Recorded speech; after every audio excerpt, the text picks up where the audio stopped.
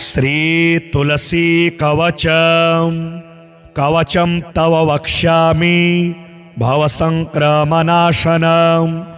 यस्य जापेन सिद्ध्यन्ति सर्वार्थानाति यतनतः तुलसी पातु मे नित्यं शिरो वक्त्रोष्ठनासिका स्तोत्रलेत्रललाटं च भ्रूकपोलं निरन्तरं श्रीसखी पातु मे कंठं भुजौ वक्षश्च कक्षकं पृष्ठं च पिठरं सर्वं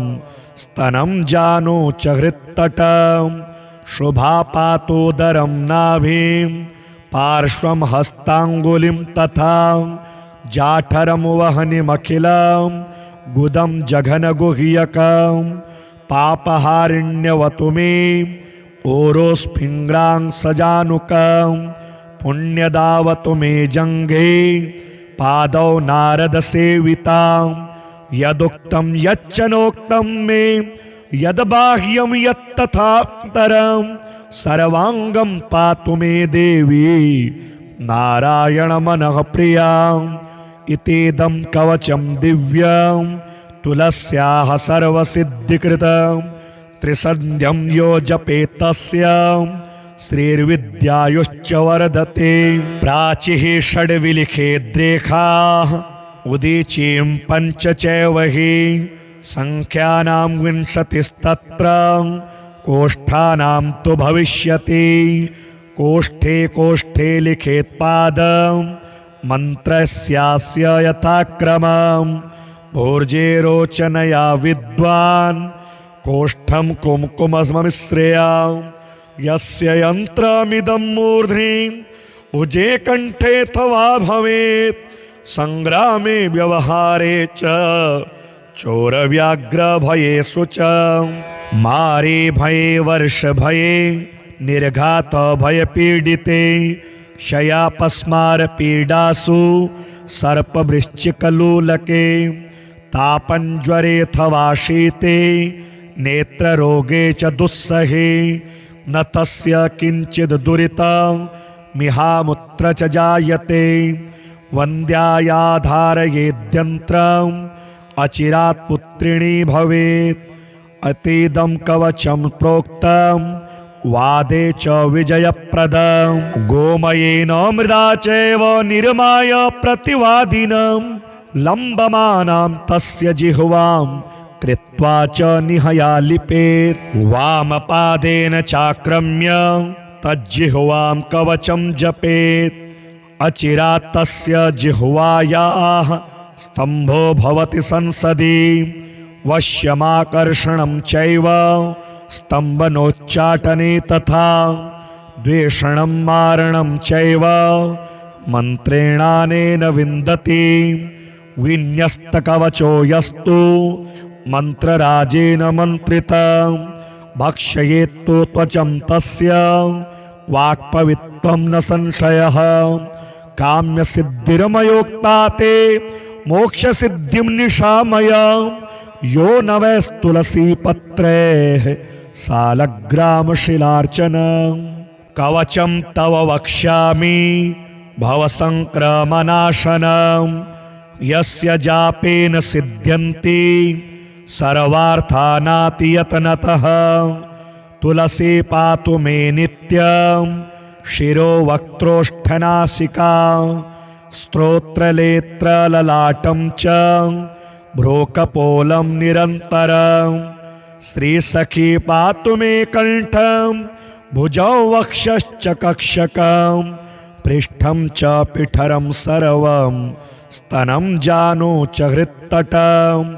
शुभा पातोदरं नाभिं पार्श्वं हस्ताङ्गुलिं तथा जाठरं वहनिमखिलं गुदं जघनगुह्यकं पापहारिण्यवतु मे ओरोस्फिङ्ग्रां सजानुकं पुण्यदावतु मे जङ्घे पादौ नारदसेवितां यदुक्तं यच्च नोक्तं मे यद्बाह्यं यत्तथान्तरं सर्वाङ्गं पातु मे देवी नारायणमनः प्रियाम् इतीदं कवचं दिव्यं तुलस्याः सर्वसिद्धिकृतं त्रिसन्ध्यं यो जपेत् तस्य श्रीर्विद्यायुश्च वर्धते। प्राचीः षड्विलिखेद्रेखाः उदीचीं पञ्च चैव हि संख्यानां विंशतिस्तत्र कोष्ठानां तु भविष्यति। कोष्ठे कोष्ठे लिखेत् पादं मन्त्रस्यास्य यथाक्रमं भोर्जे रोचनया विद्वान् कोष्ठं कुमकुममिश्रया यस्य यन्त्रमिदं मूर्ध्नि उजे कण्ठेऽथवा भवेत् संग्रामे व्यवहारे च चोरव्याघ्रभयेषु च मारे भये वर्षभये निर्घातभयपीडिते शयापस्मारपीडासु सर्पवृश्चिकलोलके तापञ्ज्वरेऽथवा शीते नेत्ररोगे च दुस्सहे न तस्य किञ्चित् दुरितं मिहामुत्र च जायते। वन्द्यायाधारयेद्यन्त्रम् अचिरात् पुत्रिणी भवेत्। अतीदं कवचं प्रोक्तं वादे च विजयप्रदं गोमयेन मृदा चैव निर्माय प्रतिवादिनं लम्बमानां तस्य जिह्वां कृत्वा च निहया लिपेत्। वामपादेन चाक्रम्य तज्जिह्वां कवचं जपेत्। अचिरात् तस्य जिह्वायाः स्तम्भो भवति संसदि वश्यमाकर्षणं चैव स्तम्भनोच्चाटने तथा द्वेषणं मारणं चैव मन्त्रेणानेन विन्दति। विन्यस्तकवचो यस्तु मन्त्रराजेन मन्त्रितं भक्षयेत्तु त्वचं तस्य वाक्पवित्वं न संशयः। काम्यसिद्धिर्मयोक्ता ते मोक्षसिद्धिं निशामय यो न वैस्तुलसीपत्रैः सालग्रामशिलार्चनं। कवचं तव वक्ष्यामि भवसङ्क्रमणाशनं यस्य जापेन सिद्ध्यन्ति सर्वार्थानातियतनतः। तुलसी पातु मे नित्यं शिरो वक्त्रोष्ठनासिका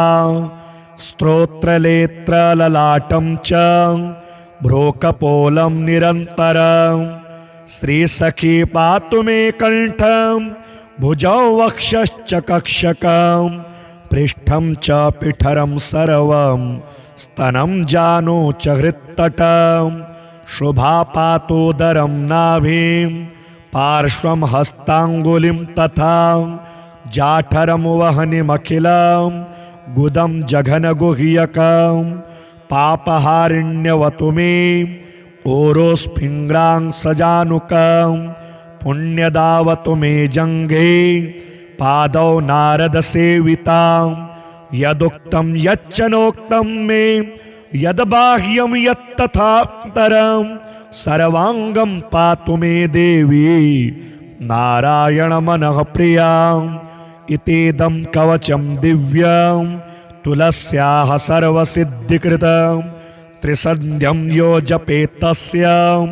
श्रीर्विद्यायुश्च वर्धते। प्राचीः षड्विलिखेद्रेखाः उदीचीं पञ्च चैव हि संख्यानां विंशतिस्तत्र कोष्ठानां तु भविष्यति। कोष्ठे कोष्ठे लिखेत् पादं मन्त्रस्यास्य यथाक्रमं भोर्जे रोचनया विद्वान् कोष्ठं कुमकुममिश्रया यस्य यन्त्रमिदं मूर्ध्नि उजे कण्ठेऽथवा भवेत् संग्रामे व्यवहारे च चोरव्याघ्रभयेषु च मारे भये वर्षभये निर्घातभयपीडिते शयापस्मारपीडासु सर्पवृश्चिकलोलके तापञ्ज्वरेऽथवा शीते नेत्ररोगे च दुस्सहे न तस्य किञ्चित् दुरितं मिहामुत्र च जायते। वन्द्यायाधारयेद्यन्त्रम् अचिरात् पुत्रिणी भवेत्।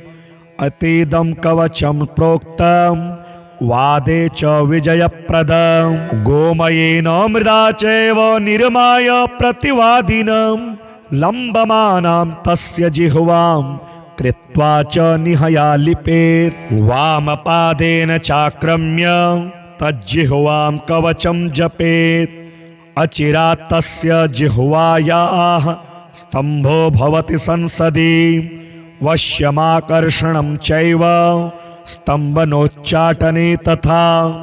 द्वेषणं मारणं चैव मन्त्रेणानेन विन्दति विन्यस्तकवचो यस्तु मन्त्रराजेन मन्त्रितं भक्षयेत्तु त्वचं तस्य वाक्पवित्वं न संशयः काम्यसिद्धिर्मयोक्ता ते मोक्षसिद्धिं निशामय यो न वैस्तुलसीपत्रैः सालग्रामशिलार्चनं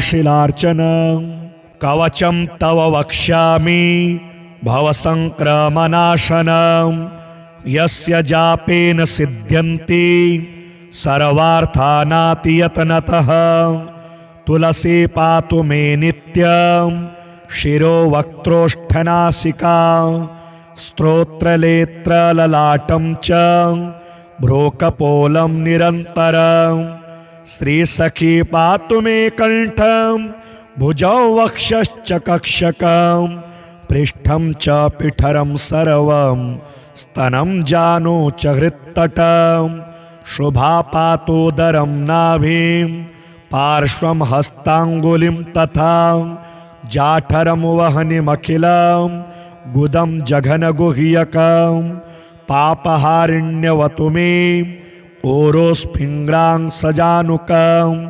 पुण्यदावतु मे जङ्घे पादौ नारदसेवितां यदुक्तं यच्च नोक्तं मे यद्बाह्यं यत्तथान्तरं सर्वाङ्गं पातु मे देवी नारायणमनः प्रियाम् इतीदं कवचं दिव्यं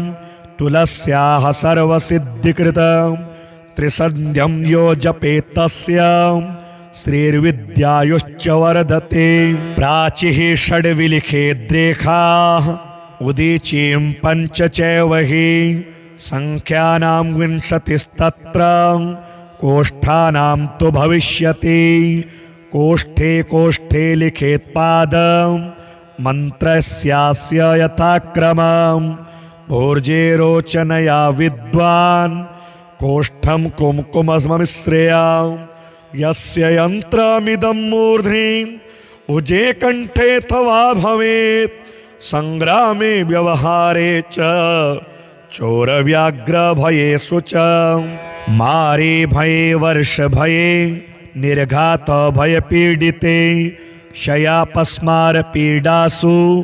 सर्पवृश्चिकलोलके तापञ्ज्वरेऽथवा शीते नेत्ररोगे च दुस्सहे न तस्य किञ्चित् दुरितमिहामुत्र च जायते वन्द्यायाधारयेद्यन्त्रम् अचिरात् पुत्रिणी भवेत् अतीदं कवचं प्रोक्तं वादे च विजयप्रदं गोमयेन मृदा चैव निर्माय प्रतिवादिनं लम्बमानां तस्य जिह्वां कृत्वा च निहया लिपेत् वामपादेन चाक्रम्य तज्जिह्वां कवचं जपेत् अचिरात् तस्य जिह्वायाः स्तम्भो भवति संसदि वश्यमाकर्षणं चैव स्तम्भनोच्चाटने तथा द्वेषणं मारणं चैव मन्त्रेणानेन विन्दति विन्यस्तकवचो यस्तु मन्त्रराजेन मन्त्रितं भक्षयेत्तु त्वचं तस्य वाक्पवित्वं न संशयः काम्यसिद्धिर्मयोक्ता ते मोक्षसिद्धिं निशामय यो न वैस्तुलसीपत्रैः सालग्रामशिलार्चनं कवचं तव वक्ष्यामि भवसङ्क्रमणाशनं यस्य जापेन सिद्ध्यन्ति सर्वार्थानातियतनतः तुलसी पातु मे नित्यं शिरो वक्त्रोष्ठनासिका स्तोत्रलेत्रललाटं च भ्रूकपोलं निरन्तरं श्रीसखी पातु मे कण्ठं भुजौ वक्षश्च कक्षकं पृष्ठं च पिठरं सर्वं स्तनं जानु च हृत्तटं शुभा पातोदरं नाभिं पार्श्वं हस्ताङ्गुलिं तथा जाठरं वहनिमखिलं गुदं जघनगुह्यकं पापहारिण्यवतु मे ओरोस्फिङ्ग्रां सजानुकं पुण्यदावतु मे जङ्घे पादौ नारदसेवितां यदुक्तं यच्च नोक्तं मे यद्बाह्यं यत्तथान्तरं सर्वाङ्गं पातु मे देवी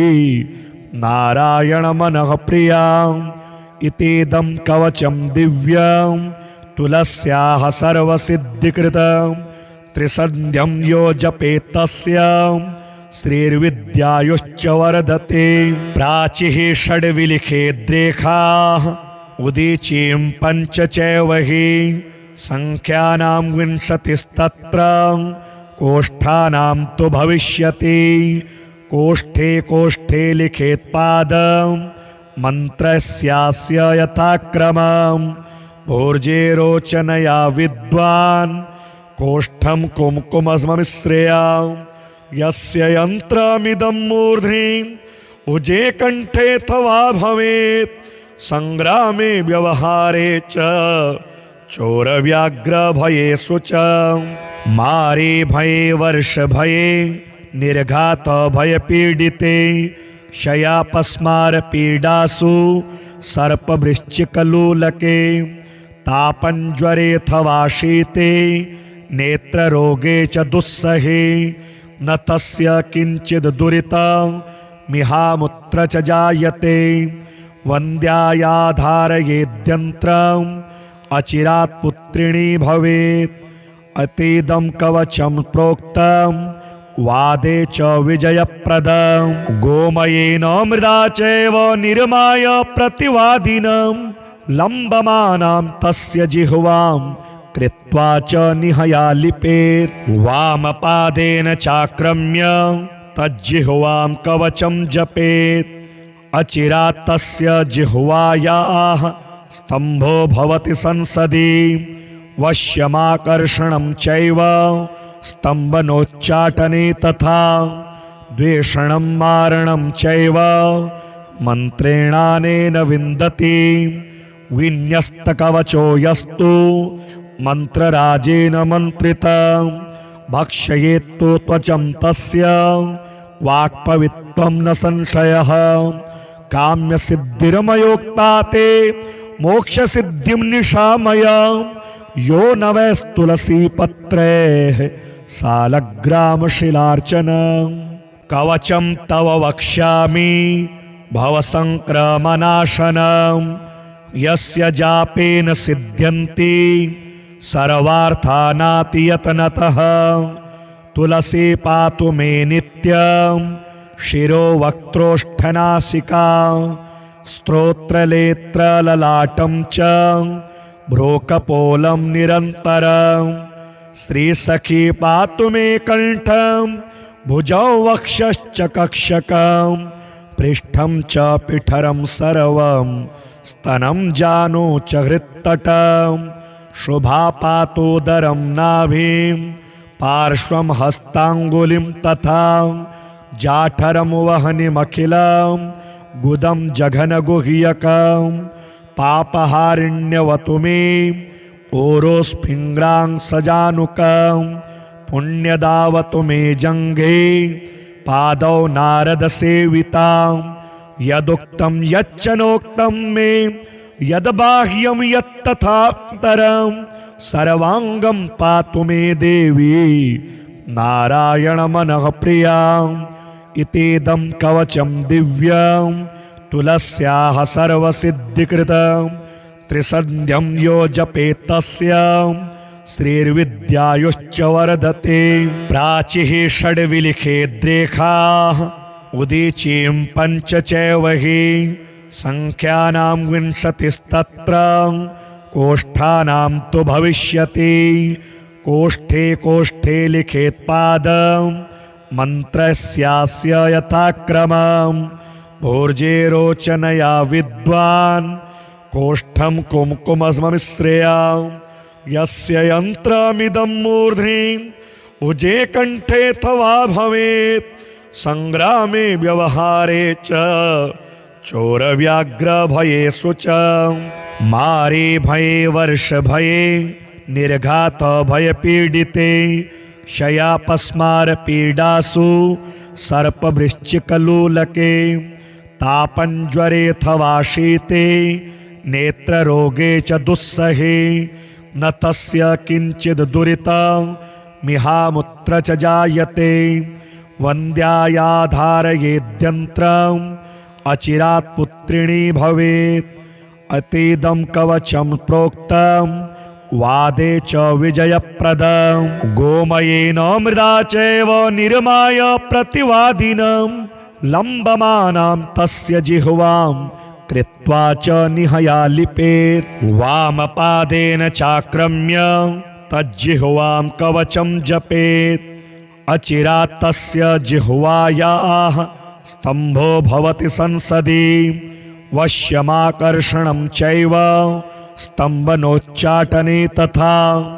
द्वेषणं मारणं चैव मन्त्रेणानेन विन्दति विन्यस्तकवचो यस्तु मन्त्रराजेन मन्त्रितं भक्षयेत्तु त्वचं तस्य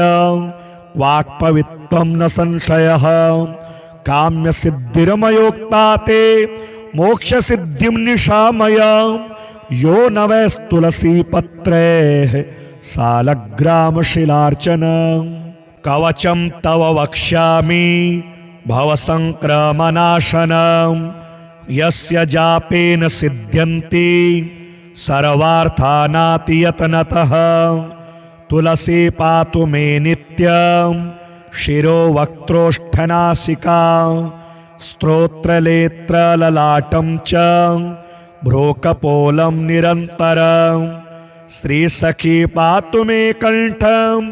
भुजौ वक्षश्च कक्षकं पृष्ठं च पिठरं सर्वं स्तनं जानु च हृत्तटं शुभा पातोदरं नाभिं पार्श्वं हस्ताङ्गुलिं तथा जाठरं वह्निमखिलं गुदं जघनगुह्यकं पापहारिण्यवतु मे ओरोस्फिङ्ग्रां सजानुकं पुण्यदावतु मे जङ्घे पादौ नारदसेवितां यदुक्तं यच्च नोक्तं मे यद्बाह्यं यत्तथान्तरं सर्वाङ्गं पातु मे देवी नारायणमनः प्रियाम् इतीदं कवचं दिव्यं तुलस्याः सर्वसिद्धिकृतं त्रिसन्ध्यं यो जपेत् तस्य श्रीर्विद्यायुश्च वर्धते प्राचीः षड्विलिखेद्रेखाः उदीचीं पञ्च चैव हि संख्यानां विंशतिस्तत्र कोष्ठानां तु भविष्यति कोष्ठे कोष्ठे लिखेत्पादं मन्त्रस्यास्य यथाक्रमं भोर्जे रोचनया विद्वान्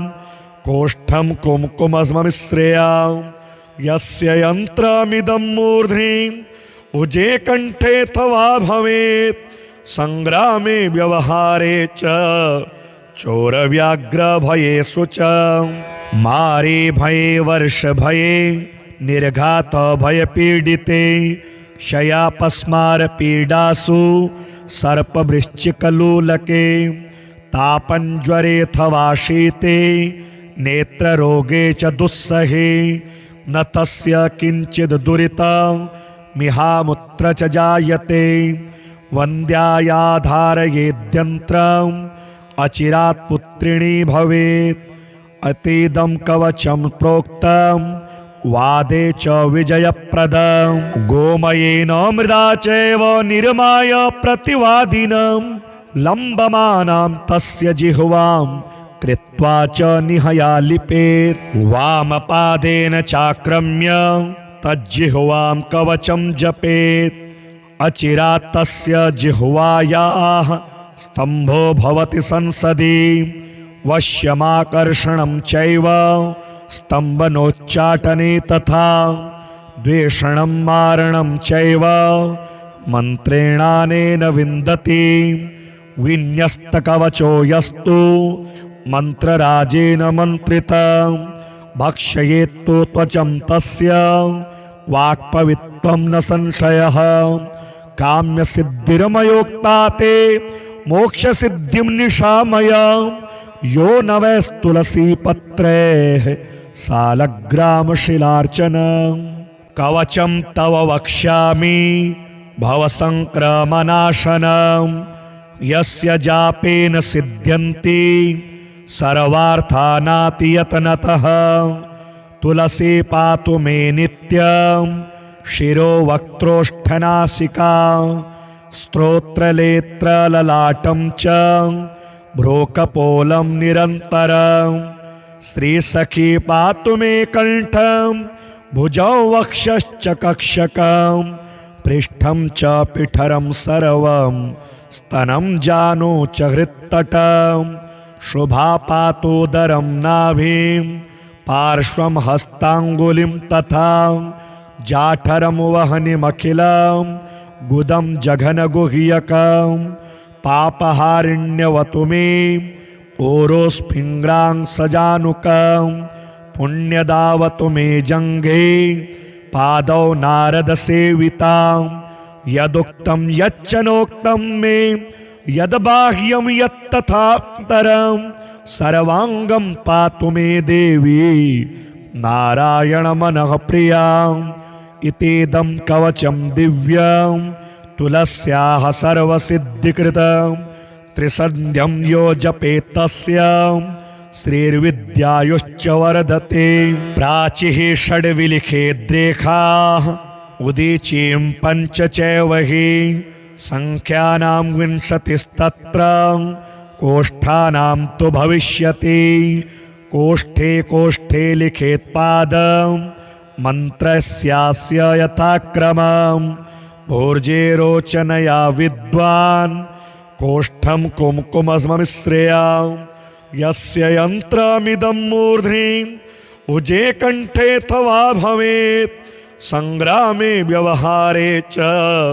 चोरव्याघ्रभयेषु च मारे भये वर्षभये निर्घातभयपीडिते शयापस्मारपीडासु सर्पवृश्चिकलोलके तापञ्ज्वरेऽथवा शीते नेत्ररोगे च दुस्सहे न तस्य किञ्चित् दुरितं मिहामुत्र च जायते वन्द्यायाधारयेद्यन्त्रम् अचिरात् पुत्रिणी भवेत् अतीदं कवचं प्रोक्तं वादे च विजयप्रदं गोमयेन मृदा चैव निर्माय प्रतिवादिनं लम्बमानां तस्य जिह्वां कृत्वा च निहया लिपेत् वामपादेन चाक्रम्य तज्जिह्वां कवचं जपेत् अचिरात् तस्य जिह्वायाः स्तम्भो भवति संसदि वश्यमाकर्षणं चैव स्तम्भनोच्चाटने तथा द्वेषणं मारणं चैव मन्त्रेणानेन विन्दति विन्यस्तकवचो यस्तु मन्त्रराजेन मन्त्रितं भक्षयेत्तु त्वचं तस्य वाक्पवित्वं न संशयः काम्यसिद्धिर्मयोक्ता ते मोक्षसिद्धिं निशामय यो न वैस्तुलसीपत्रैः सालग्रामशिलार्चनं कवचं तव वक्ष्यामि भवसङ्क्रमणाशनं यस्य जापेन सिद्ध्यन्ति सर्वार्थानातियतनतः तुलसी पातु मे नित्यं शिरो वक्त्रोष्ठनासिका स्तोत्रलेत्रललाटं च भ्रूकपोलं निरन्तरं श्रीसखी पातु मे कण्ठं भुजौ वक्षश्च कक्षकं पृष्ठं च पिठरं सर्वं स्तनं जानु च हृत्तटं शुभापातोदरं नाभिं पार्श्वं हस्ताङ्गुलिं तथा जाठरं वहनिमखिलं गुदं जघनगुह्यकं पापहारिण्यवतु मे ओरोस्फिङ्ग्रां सजानुकं पुण्यदावतु मे जङ्घे पादौ नारदसेवितां यदुक्तं यच्च नोक्तं मे यद्बाह्यं यत्तथान्तरं सर्वाङ्गं पातु मे देवी नारायणमनः प्रियाम् इतीदं कवचं दिव्यं तुलस्याः सर्वसिद्धिकृतं त्रिसन्ध्यं यो जपेत् तस्य श्रीर्विद्यायुश्च वर्धते। प्राचीः षड्विलिखेद्रेखाः उदीचीं पञ्च चैव हि संख्यानां विंशतिस्तत्र कोष्ठानां तु भविष्यति। कोष्ठे कोष्ठे लिखेत् पादं मन्त्रस्यास्य यथाक्रमं भोर्जे रोचनया विद्वान् कोष्ठं कुम्कुममिश्रया यस्य यन्त्रमिदं मूर्ध्नि भुजे कण्ठेऽथवा भवेत् संग्रामे व्यवहारे च चोरव्याघ्रभयेषु च मारे भये वर्षभये निर्घातभयपीडिते शयापस्मारपीडासु सर्पवृश्चिकलोलके तापञ्ज्वरेऽथवा शीते नेत्ररोगे च दुस्सहे न तस्य किञ्चित् दुरितमिहामुत्र च जायते। वन्द्यायाधारयेद्यन्त्रम् अचिरात् पुत्रिणी भवेत्। अतीदं कवचं प्रोक्तं वादे च विजयप्रदं गोमयेन मृदा चैव निर्माय प्रतिवादिनं लम्बमानां तस्य जिह्वां कृत्वा च निहया लिपेत्। वामपादेन चाक्रम्य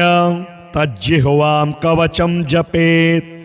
अचिरात् तस्य जिह्वायाः स्तम्भो भवति संसदि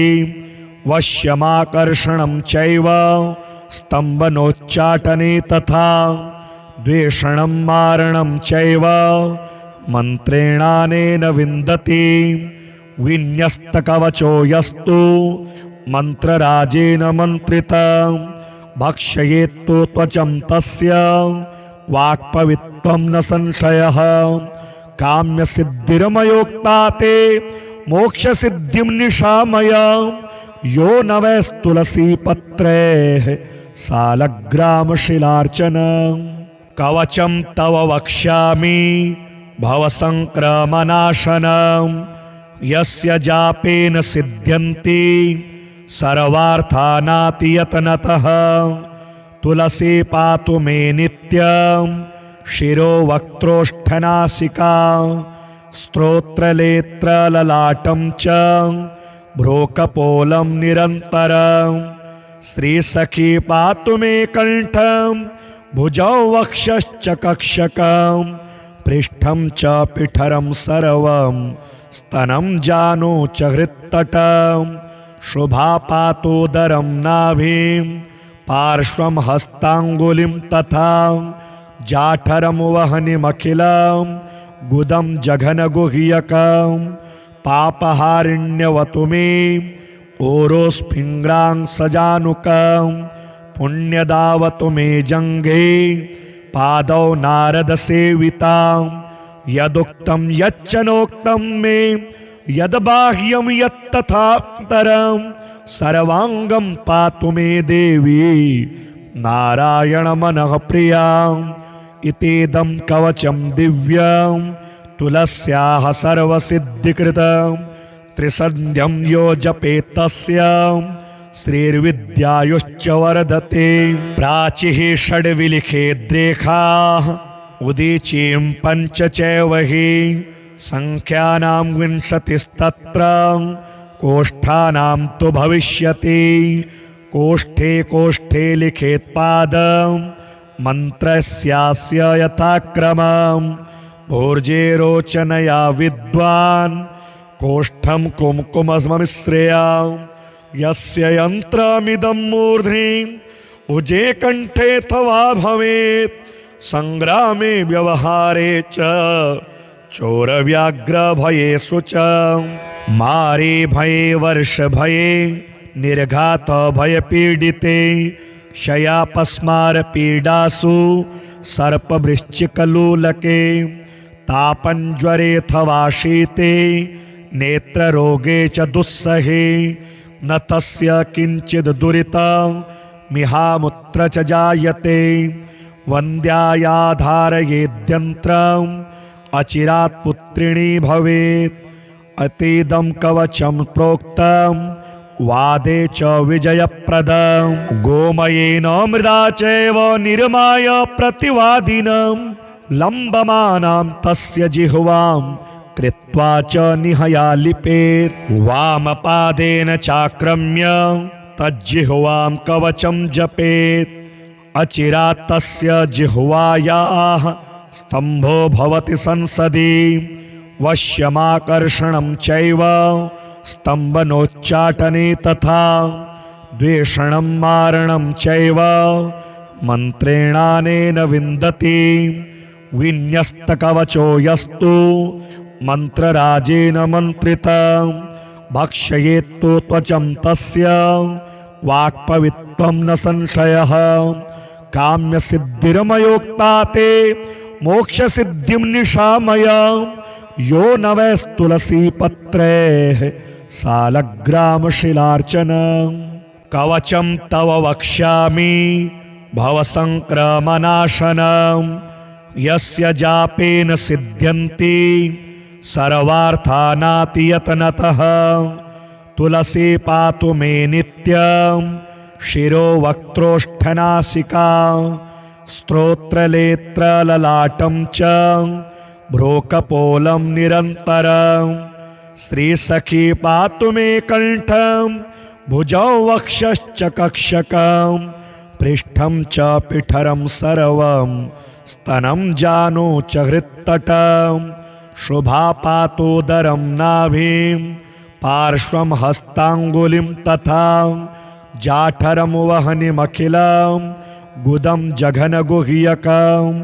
पापहारिण्यवतु मे ओरोस्फिङ्ग्रां सजानुकं पुण्यदावतु मे जङ्घे पादौ नारदसेवितां यदुक्तं यच्च नोक्तं मे यद्बाह्यं यत्तथान्तरं सर्वाङ्गं पातु मे देवी नारायणमनः प्रियाम् इतीदं कवचं दिव्यं तुलस्याः सर्वसिद्धिकृतं त्रिसन्ध्यं यो जपेत् तस्य श्रीर्विद्यायुश्च वर्धते प्राचीः षड्विलिखेद्रेखाः उदीचीं पञ्च चैव हि संख्यानां विंशतिस्तत्र कोष्ठानां तु भविष्यति कोष्ठे कोष्ठे लिखेत् पादं मन्त्रस्यास्य यथाक्रमं भोर्जे रोचनया विद्वान् कोष्ठं कुम्कुममिश्रया यस्य यन्त्रमिदं मूर्ध्नि उजे कण्ठेऽथवा भवेत् संग्रामे व्यवहारे च चोरव्याघ्रभयेषु च मारे भये वर्षभये निर्घातभयपीडिते शयापस्मारपीडासु सर्पवृश्चिकलोलके तापञ्ज्वरेऽथवा शीते नेत्ररोगे च दुस्सहे न तस्य किञ्चित् दुरितं मिहामुत्र च जायते वन्द्यायाधारयेद्यन्त्रम् अचिरात् पुत्रिणी भवेत् अतीदं कवचं प्रोक्तं वादे च विजयप्रदं गोमयेन मृदा चैव निर्माय प्रतिवादिनं लम्बमानां तस्य जिह्वां कृत्वा च निहया लिपेत् वामपादेन चाक्रम्य तज्जिह्वां कवचं जपेत् अचिरात् तस्य जिह्वायाः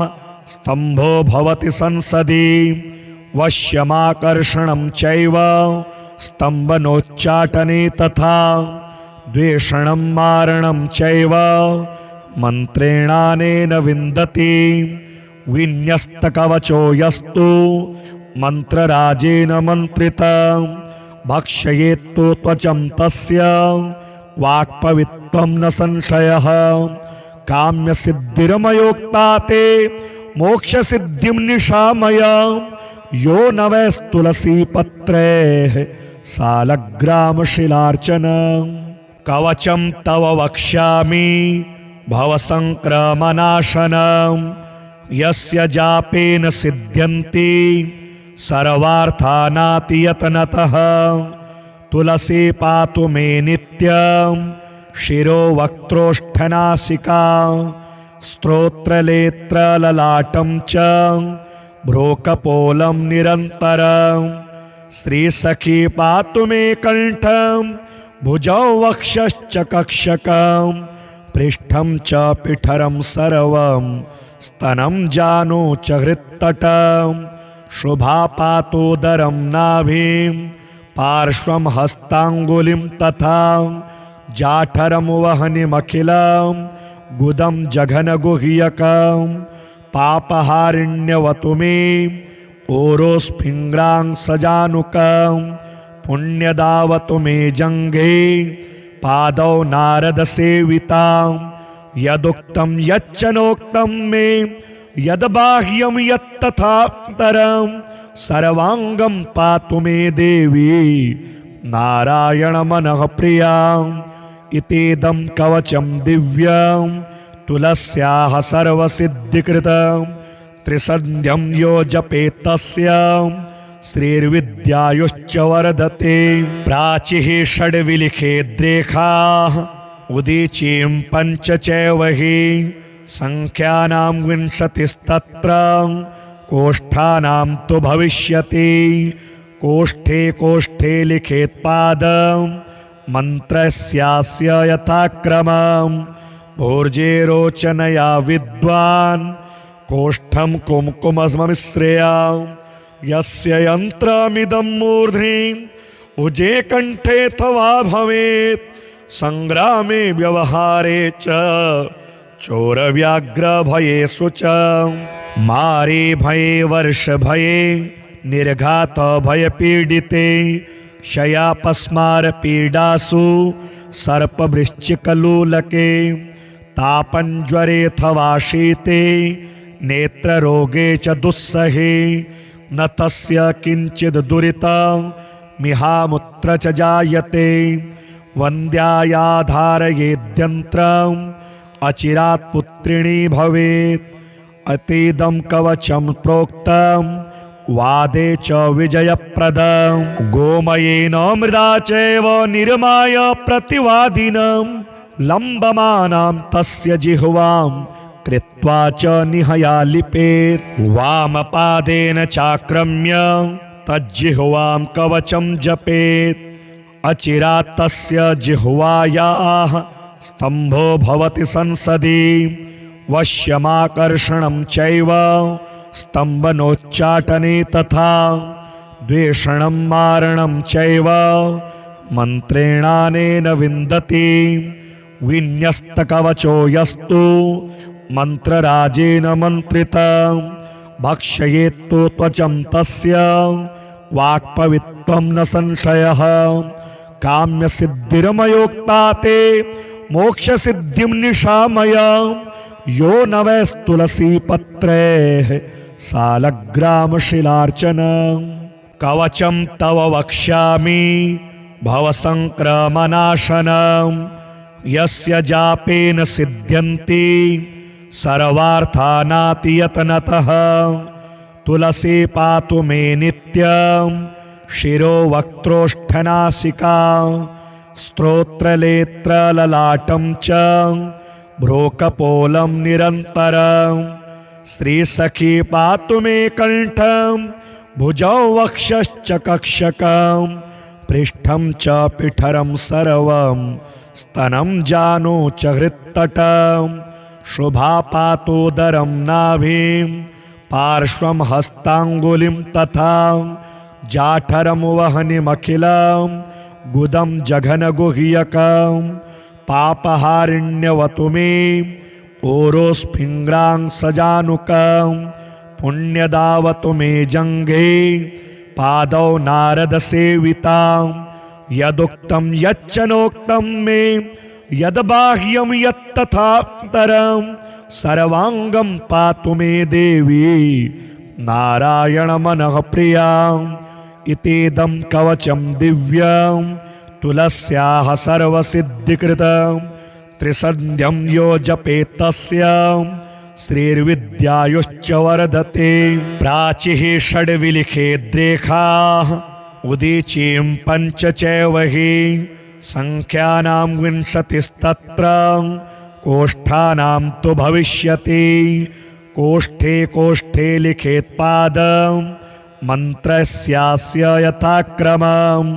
भोर्जे रोचनया विद्वान् कोष्ठं कुम्कुममिश्रया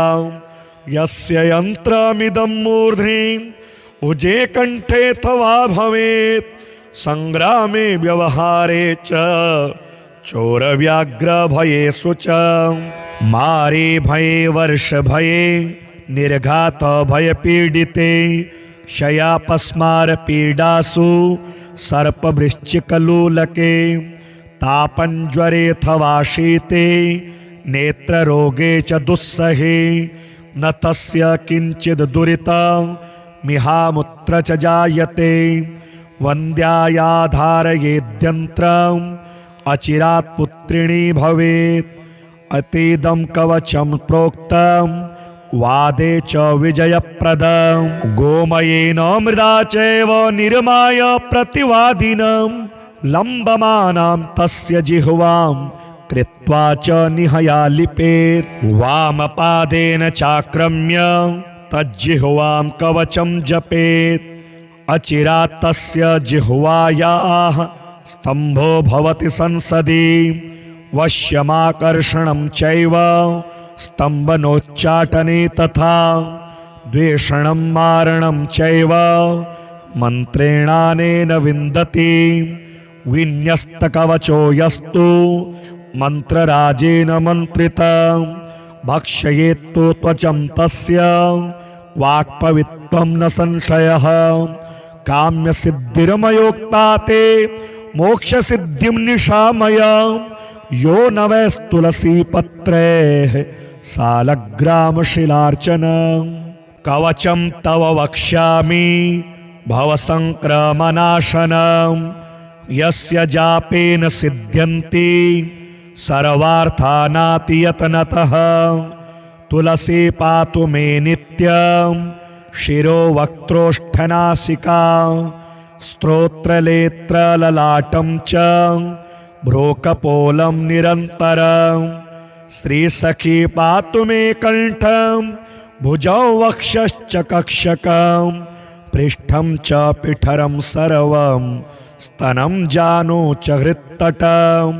शुभा पातोदरं नाभिं पार्श्वं हस्ताङ्गुलिं तथा जाठरं वह्निमखिलं गुदं जघनगुह्यकं